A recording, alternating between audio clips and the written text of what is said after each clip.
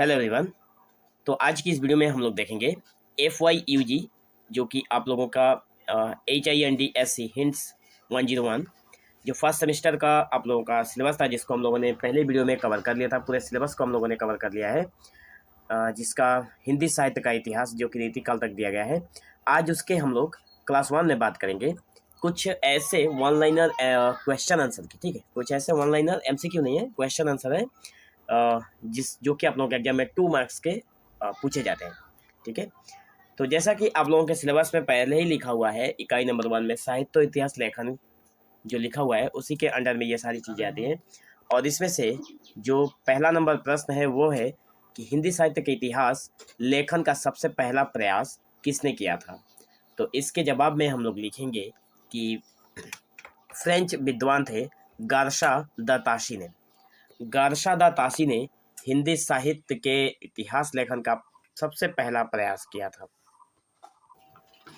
तो यहाँ पर हम लोगों का जो फ्रेंच विद्वान गार्शा द ताशी थे, उन्होंने ही हिंदी साहित्य के इतिहास लेखन की सबसे पहले प्रयास किया था।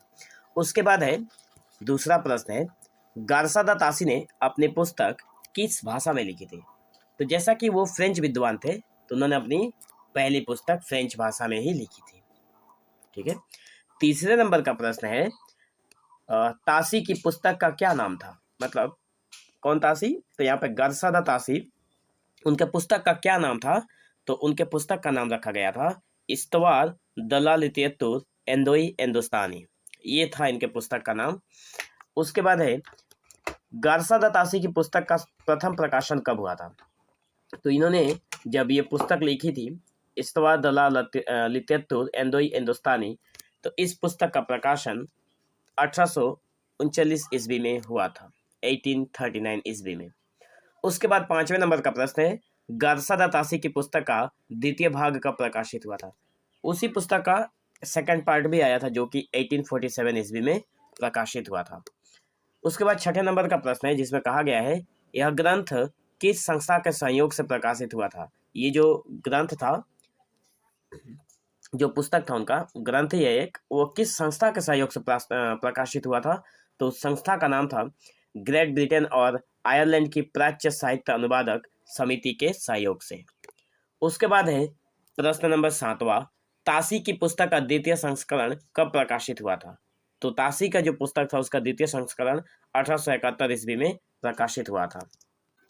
लेकिन एक बात यहाँ पे आप लोग ध्यान रखना, यहाँ पे द्वितीय भाग पूछा गया है जो कि 1847 ईस्वी में, और यहाँ पे पूछा गया है द्वितीय संस्करण कब आया था। ठीक है, तो ये 1871 ईस्वी में, ध्यान रखना आप लोग इस बात को। उसके बाद द्वितीय संस्करण में ताशी की पुस्तक कितने भागों में विभाजित हो गई थी। तो यहाँ पे जब द्वितीय संस्करण आया तो उसमें जो ताशी की पुस्तक थी वो 3 भागों में विभाजित हो गई थी। ताशी ने अपनी पुस्तक में कवियों का विवरण किस क्रम में दिया है। तो यहाँ पे ताशी ने जो पुस्तक लिखी उसमें इन्होंने कवियों का विवरण अंग्रेजी के वर्ण क्रमानुसार दिया है, मतलब ABCD के हिसाब से इन्होंने कवियों का नाम लिखा है। उसके बाद है ताशी के ग्रंथ में कुल कितने कवियों का विवरण है। तो यहाँ पर ताशी के ग्रंथ में कुल 738 कवियों का विवरण है, जिसमें से और एक प्रश्न बनता है कि ताशी के ग्रंथ में हिंदी के कितने कवियों का उल्लेख है। तो ये जो 738 कवि हैं उसमें से 72 कवि हिंदी के थे। ठीक है, और यहाँ पर सेकंड प्रश्न ये है, यही क्वेश्चन पूछा गया है, मतलब पूछा जाता है कि हिंदी के कितने कवियों को गार्शा द ताशी ने अपने ग्रंथ में सम्मिलित किया था। और प्रश्न है नेक्स्ट प्रश्न, ताशी की पुस्तक का हिंदी अनुवाद किसने किया था। वो जो उन्होंने फ्रेंच भाषा में लिखी थी गार्शा द ताशी ने जिस पुस्तक को, उसका हिंदी अनुवाद किसने किया था। तो डॉक्टर लक्ष्मी सागर वार्ष्णेय ने उसका हिंदी में ट्रांसलेट कर दिया था, अनुवाद किया था। ताशी की अगला प्रश्न है, ताशी की पुस्तक का हिंदी नाम क्या रखा गया। तो ताशी ने जो पुस्तक लिखी थी जिसका नाम क्या था, ताशी ने उसका नाम दिया था इस्तवा दला लितियतुर एंदोई हिंदुस्तानी। इसका हिंदी क्या नाम रखा गया। तो इसका हिंदी में नाम रखा गया हिंदुई साहित्य का इतिहास। इसका हिंदी नाम रखा गया हिंदुई साहित्य का इतिहास। नेक्स्ट प्रश्न है, हिंदी में लिखा गया पहला साहित्य इतिहास ग्रंथ कौन सा है। तो जो हिंदी में लिखा गया था, देखिए यहाँ पर ये वाला जो है, या फिर इस्तवा दला लेते तो रेंदो हिंदुस्तानी जो ग्रंथ है वो फ्रेंच भाषा में लिखा गया था। हालांकि उसका अनुवाद किया गया था हिंदी में, लेकिन उसका अनुवाद किया गया था। लेकिन ऐसा कौन सा साहित्य लेखन इतिहास परंपरा में कौन सा ऐसा पहला ग्रंथ है जो पहले हिंदी भाषा में ही लिखा गया था, उसका कोई अनुवाद नहीं हुआ? तो वो उस ग्रंथ का नाम है भाषा काव्य संग्रह। भाषा काव्य संग्रह ये पहला ग्रंथ था जिसको हिंदी में ही लिखा गया था। भाषा काव्य संग्रह के लेखक कौन है? तो जाहिर सी बात है हमारे मन में ये सवाल उठेगा कि फ्रेंच भाषा में लिखने वाले तो गारशा दा ताशी थे, लेकिन हिंदी भाषा में लिखने वाले पहले व्यक्ति कौन थे? तो महेश दत्त शुक्ल थे, जिन्होंने पहली हिंदी भाषा में इन्होंने लिखा था पहला साहित्य इतिहास लेखन का जो ग्रंथ था। ठीक है, भाषा काव्य संग्रह का प्रकाशन कब हुआ? उसका प्रकाशन हम लोगों ने देख लिया था। इसका प्रकाशन कब हुआ? 1873 ईस्वी में इसका प्रकाशन हुआ था, हिंदी भाषा वाला। हिंदी में दूसरा साहित्य इतिहास ग्रंथ कौन सा है? हिंदी में दूसरा साहित्य इतिहास ग्रंथ कौन सा है? तो हिंदी में पहला है भाषा काव्य संग्रह और दूसरा है शिव सिंह सरोज। ये दूसरा साहित्य इतिहास ग्रंथ है जो कि शिव सिंह सेंगर द्वारा लिखा गया है। तो शिव सिंह सरोज के लेखक कौन है? शिव सिंह सेंगर यहाँ पर है। अब यहाँ पर शिव सिंह सरोज का प्रकाशन कब हुआ था? शिव सिंह सेंगर ने तो लिखा है, लेकिन शिव सिंह सरोज का प्रकाशन कब हुआ था? 1883 ईस्वी में। जबकि इसका हुआ था हिंदी भाषा वाला महेश दत्त शुक्ल द्वारा रचित जो पहला साहित्य इतिहास ग्रंथ था हिंदी भाषा वाला, वो 1873 में, और ये वाला उसके 10 साल के बाद 1883 में हुआ था। उसके बाद है 20 नंबर क्वेश्चन, ग्रियर्सन द्वारा रचित हिंदी साहित्य पर लेख किस पत्रिका में प्रकाशित हुई थी? जॉर्ज ग्रियर्सन द्वारा लिखा गया हिंदी साहित्य पर इन्होंने एक लेख लिखा था, वो किस साहित्य में किस पत्रिका में प्रकाशित हुआ था? उस पत्रिका का नाम था एशियाटिक सोसाइटी ऑफ बंगाल की पत्रिका में। ठीक है, तो एशियाटिक सोसाइटी ऑफ बंगाल उसका उस पत्रिका का नाम था।